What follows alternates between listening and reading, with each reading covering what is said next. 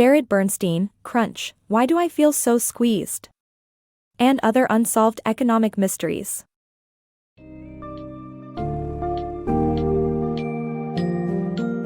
Settle in as we decode the complex economic world discussed in Jared Bernstein's Crunch, Why Do I Feel So Squeezed? And Other Unsolved Economic Mysteries. This summary highlights the issues of economic inequality, power hierarchies, and the challenges faced by households as they struggle to meet rising costs of healthcare, education, and housing. Delve into the world of economists and policymakers, who must navigate their own interests and biases while allocating resources, and explore their use of metrics like GDP, unemployment, underemployment, and productivity to guide their decisions. Get ready to explore the impact of politics, globalization, and more on the U.S. economy.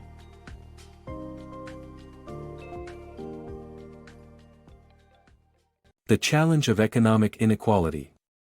The U.S. faces a major challenge in organizing the economy to provide the necessary goods and services to its citizens, while also ensuring fair distribution of resources. Market forces and political power shape resource allocation, but economic relationships often have unexpected outcomes and require trade-offs among scarce resources. Economic inequality is a fundamental problem that has been on the rise for decades, with inflation-adjusted incomes declining and costs for essential services outpacing average price growth.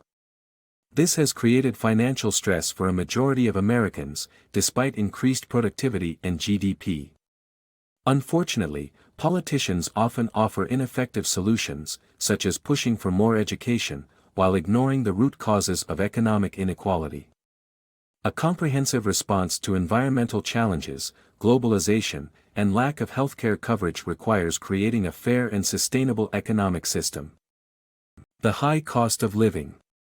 The decline of unionized factories, the rise of service jobs, and the soaring costs of tuition, healthcare, and housing have resulted in a decrease in salaries and an increase in poverty among working-class men in the U.S. While women's workforce participation has increased, the middle class is unable to spend on non-essentials due to rapidly growing costs.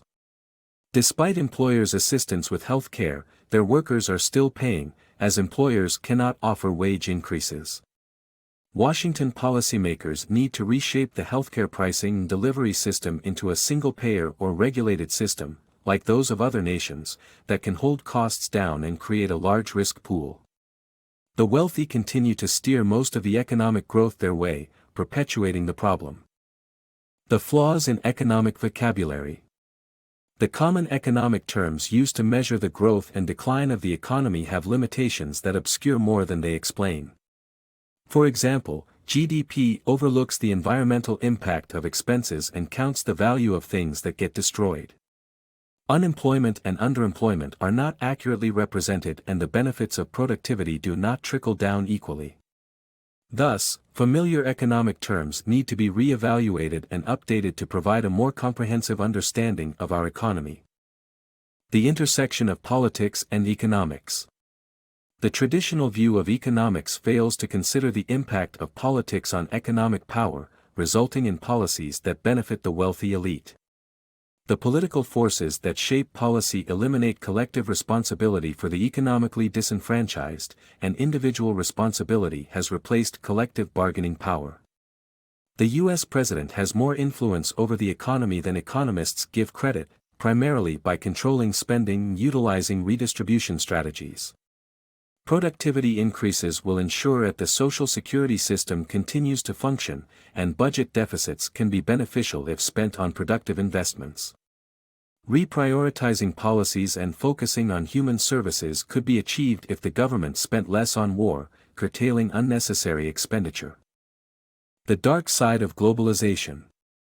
Globalization has led to job losses and reduced wages for American workers. Additionally, the dominance of immigrant labor in certain industries has resulted in lower wages for native-born citizens. The book delves into the economic reforms needed to address these issues, including restoring the bargaining power of workers, improving education, fighting global warming, and reducing poverty. The author highlights the control of budget constraints over debates and the misdirection of policymakers in creating class inequality instead of an equitable society.